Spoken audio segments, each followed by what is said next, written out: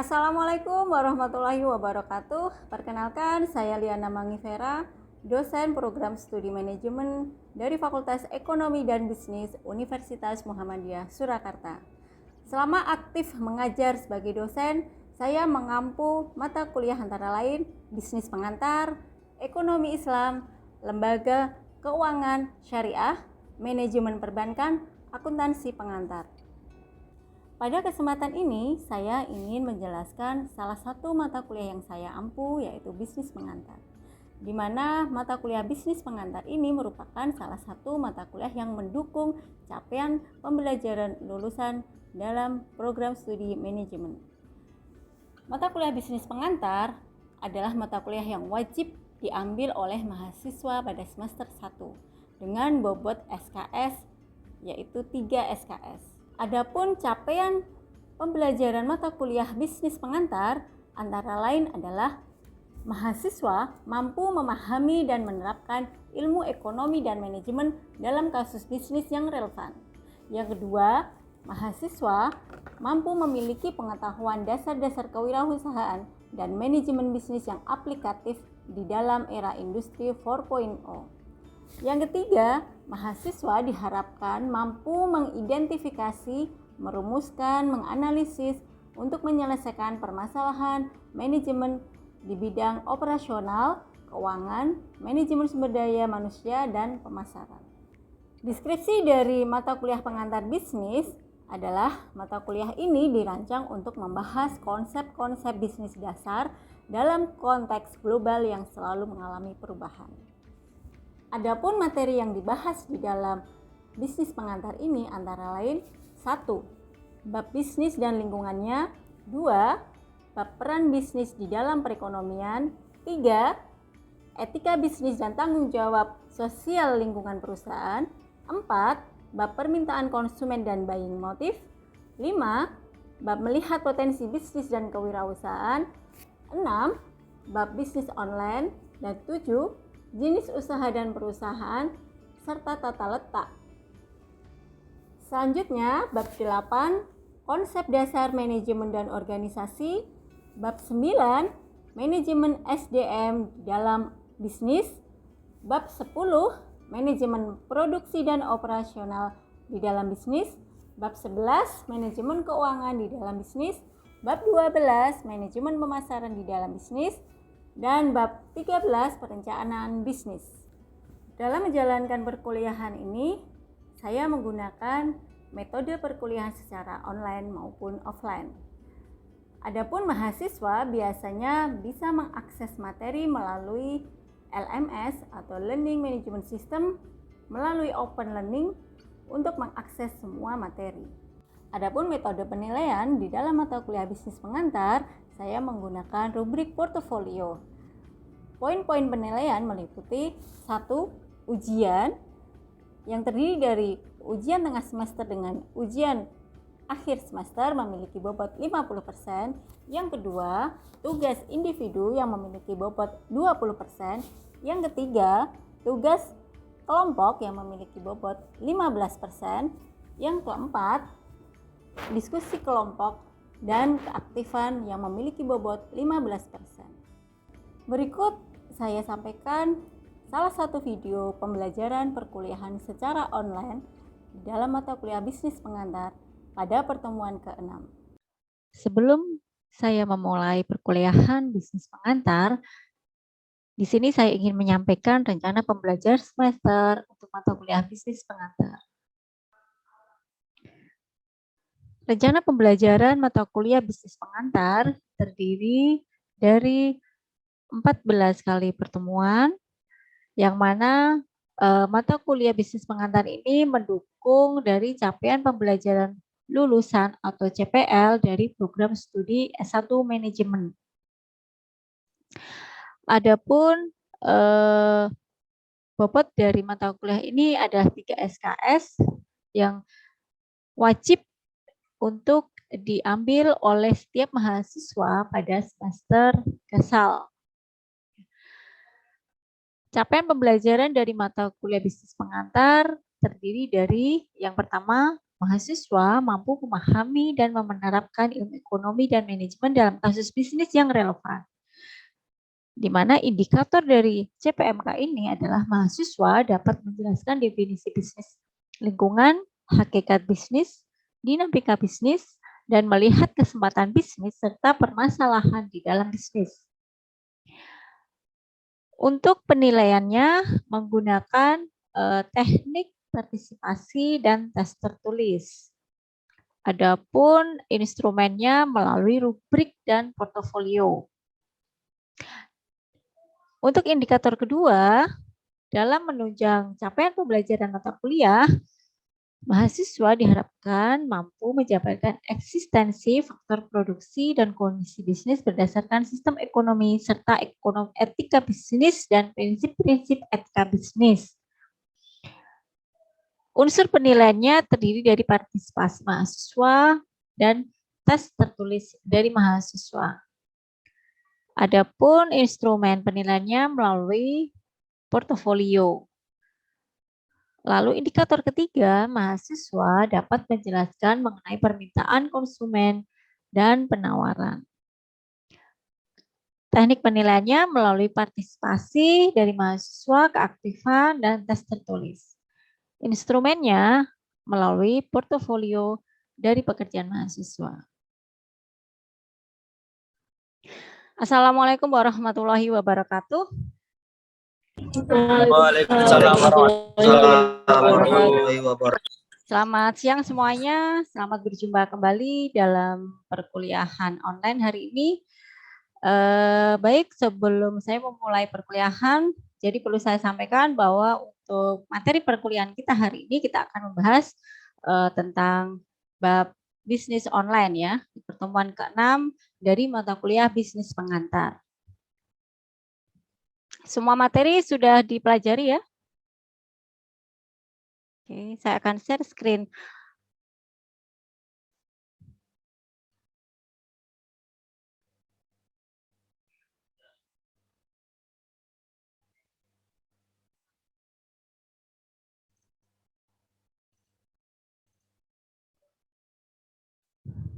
Nah, baik. Jadi di dalam materi bisnis online ini salah satu mata kuliah di dalam materi bisnis pengantar ya.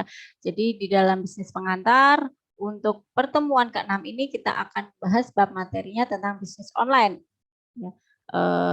Jadi capaian pembelajaran dari mata kuliah bisnis online ini adalah harapannya mahasiswa setelah mengikuti perkuliahan ini akan memiliki pengetahuan tentang bisnis online dan manajemen bisnis yang aplikatif dalam era industri 4.0. Nah, kira-kira apa yang tergambar ketika kita mendengar kata bisnis online? Ada yang tahu? Harapannya semua sudah membaca materi yang sudah Ibu kirim melalui open learning ya. Apa? Bisnis online itu apa yang kalian pahami tentang bisnis online?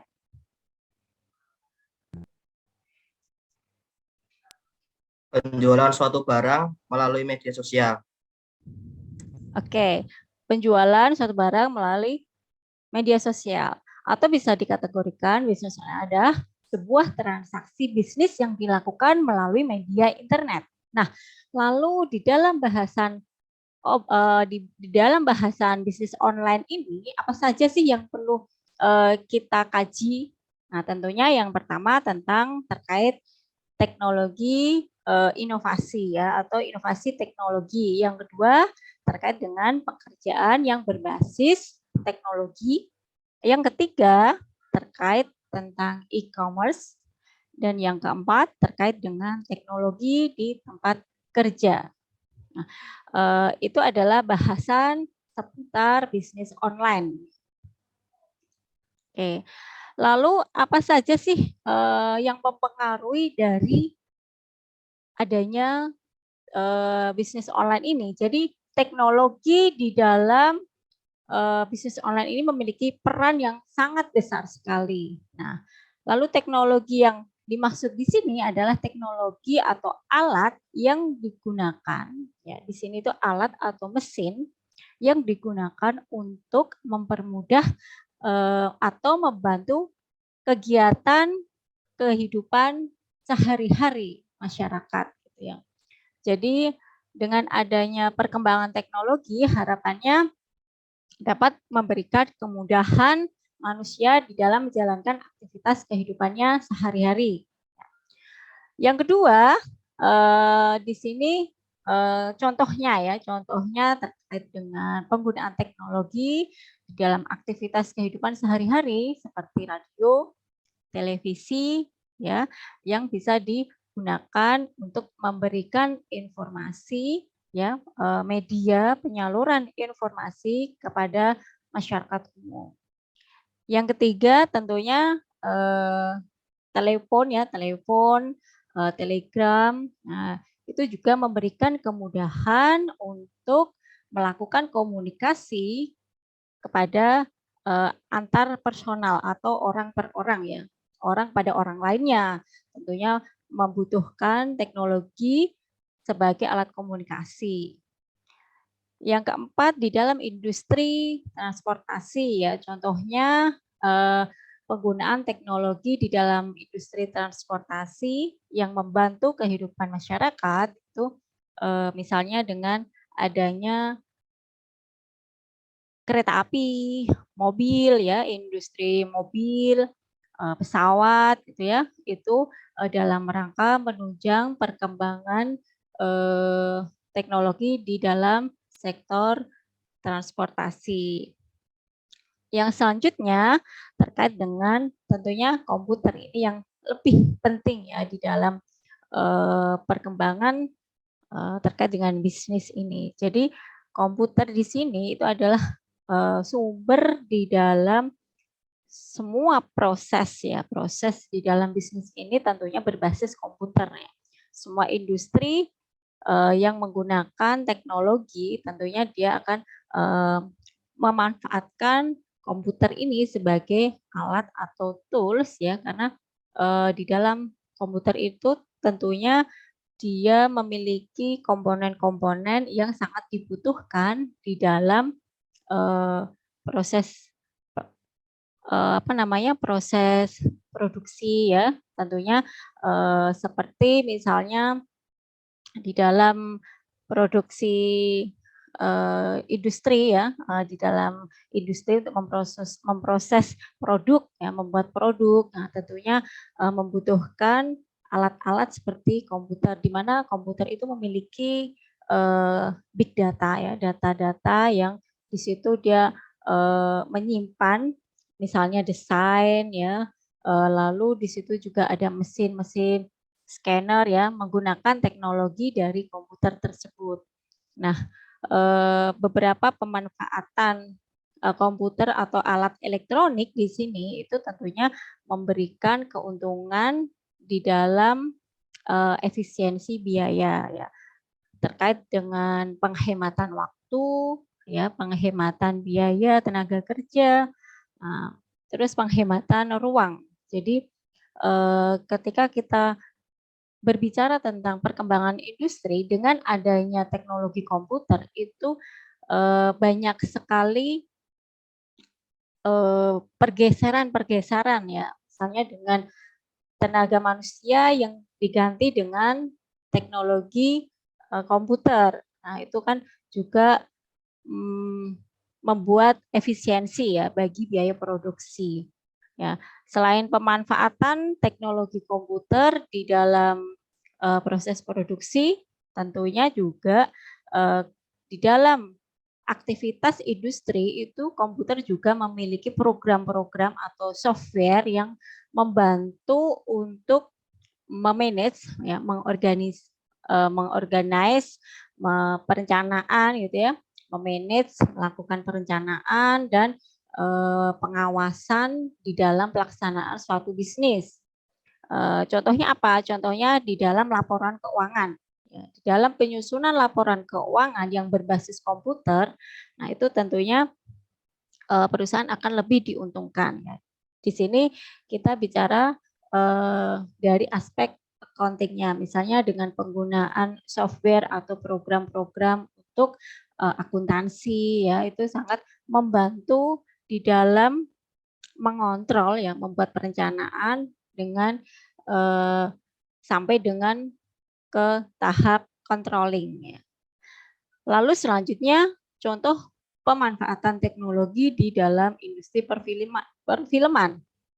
Jadi di dalam industri perfilman, ya, pemanfaatan teknologi digital itu contohnya untuk mengedit, ya, dalam proses produksi. Contohnya yaitu untuk membuat gambar-gambar animasi, ya, pewarnaan seperti itu, dan memberikan kemudahan gitu ya untuk pengeditan film, seperti itu pemanfaatan teknologi. Kalau dulu sebelum adanya teknologi internet dan komputer, segala proses produksi di industri perfilman itu dilakukan secara manual. Tapi dengan adanya pengaruh teknologi, maka industri di sektor perfilman, ya, ini juga mengalami pergeseran yang signifikan. Artinya lebih efisiensi dalam segi waktu maupun biaya. Nah, selanjutnya di dalam bisnis online ini juga mengalami perkembangan. Ada beberapa tahapan-tahapan gitu ya di dalam bisnis online. Tahapan yang pertama tentunya yang disebut dengan brick and mortar. Ada yang tahu istilah ini?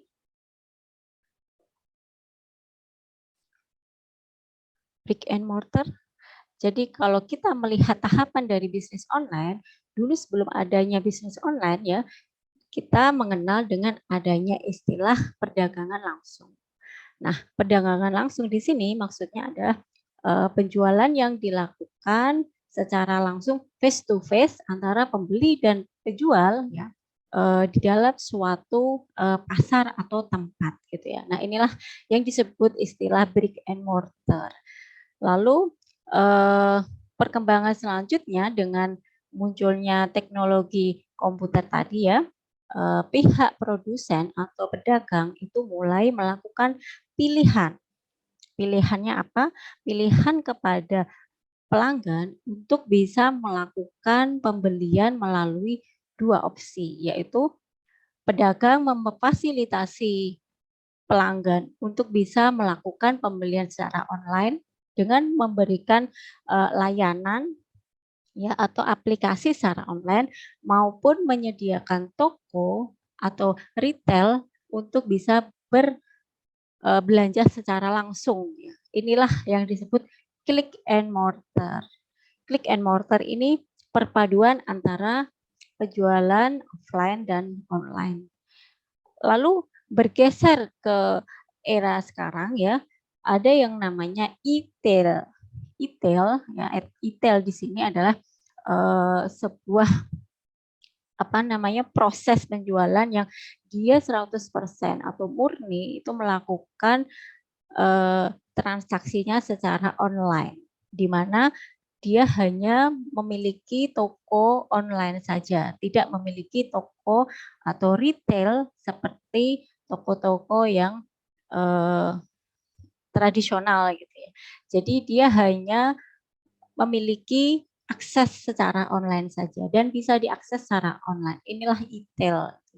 Jadi itulah perkembangan dari bisnis online. Banyak sekali ya masyarakat itu yang tidak memiliki toko secara fisik, tetapi dia bisa melakukan perdagangan. Inilah yang disebut dengan e-tail atau bisnis e-tail, ya, bisnis yang dilakukan secara elektronik atau online. Nah, tetapi seiring perkembangan tersebut, ya, kita tahu kan perbedaan dari transaksi offline dan online, ya. Apa saja perbedaan dari transaksi penjualan online dan offline? Ada yang tahu? Apa?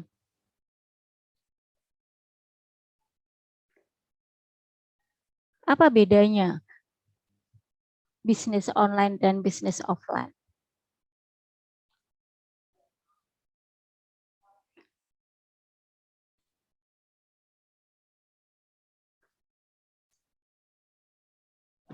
Silakan Danas. Bu, biasanya yang paling membedakan online dengan offline adalah pasarnya. Oke, Pasar, pasarnya. waktunya. Offline biasanya waktunya terbatas, dengan online biasanya tidak mempengaruhi dengan waktu, bebas waktunya, bisa kapan aja. Oke, ya, good. Jadi, perbedaan dari bisnis online dan bisnis offline ya, itu sangat jelas sekali. Ketika bisnis itu dilakukan secara offline atau tradisional gitu ya, di mana penjual dan pembeli itu langsung bertatap muka atau bertemu ya. Bertemunya penjual dan pembeli itu secara tradisional atau offline. Nah, di samping itu juga untuk bisnis offline ini juga memakan biaya yang cukup tinggi. Kenapa?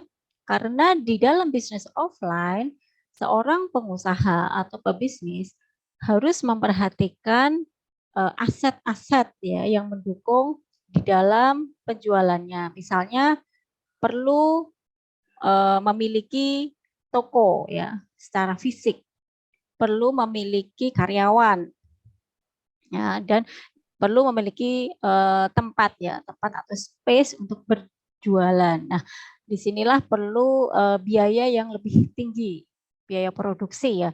Lalu juga untuk penjualan offline biasanya area penjualannya itu terbatas ya.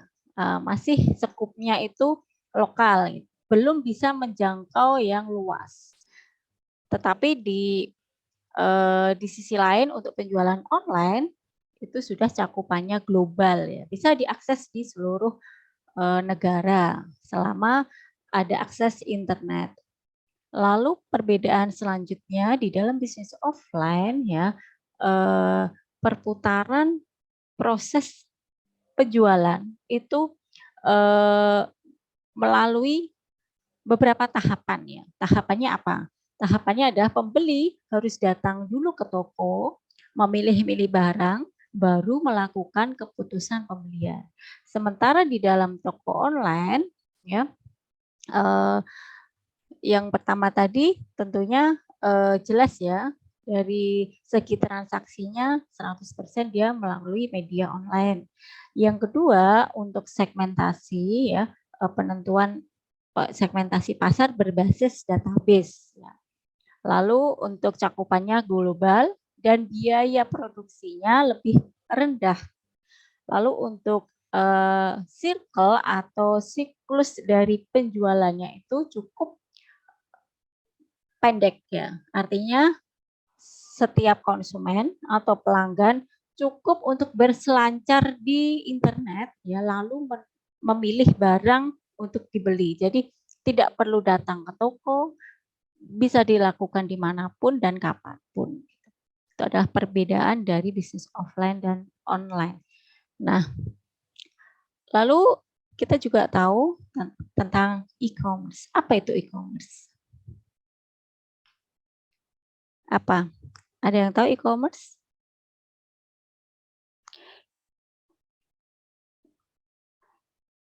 Pasti mahasiswa sering ya mendengar istilah e-commerce gitu ya. E-commerce itu apa? E-commerce adalah sebuah proses produksi, distribusi, pemasaran, penjualan, dan pengiriman barang maupun jasa yang dilakukan secara elektronik. Itu menurut WTO ya. Lalu menurut Kopel tahun 2000 ya disebutkan bahwa e-commerce itu juga didefinisikan sebagai sebuah bisnis yang menggunakan internet di dalam penjualan barang maupun jasa serta pengiriman barangnya bisa dilakukan secara offline maupun online. Hanya beberapa barang tertentu yang bisa dilakukan secara offline. Nah, itu adalah pengertian dari e-commerce. Jadi e-commerce itu cakupannya lebih luas dibanding dengan bisnis bisnis online ya. Artinya Kalau e-commerce itu mencakup mulai dari sisi produksinya, distribusinya, marketingnya, penjualannya, sampai ke pengiriman barangnya itu semua berbasis elektronik atau internet. Nah, seiring perkembangan ya, kita tahu bahwa perkembangan teknologi itu juga memberikan kemanfaatan kepada pemenuhan tenaga kerja. Artinya banyak sekali job-job atau peluang-peluang baru ya yang bisa kita gali dengan adanya teknologi. Nah, apa saja itu job atau pekerjaan-pekerjaan baru ya yang berbasis teknologi?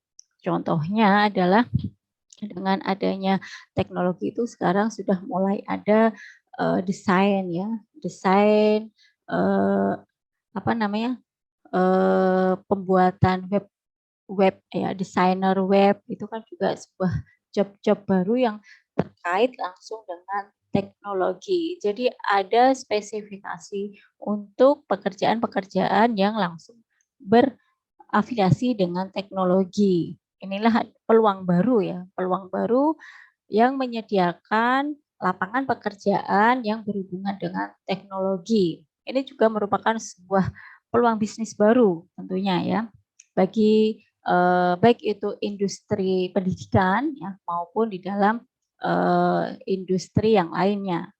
Industri pendidikan tentunya mulai sekarang banyak sekali program studi yang membuka misalnya jurusan digital bisnis, desain ya, desain digital seperti itu. Banyak sekali memanfaatkan adanya perkembangan teknologi untuk peluang pekerjaan.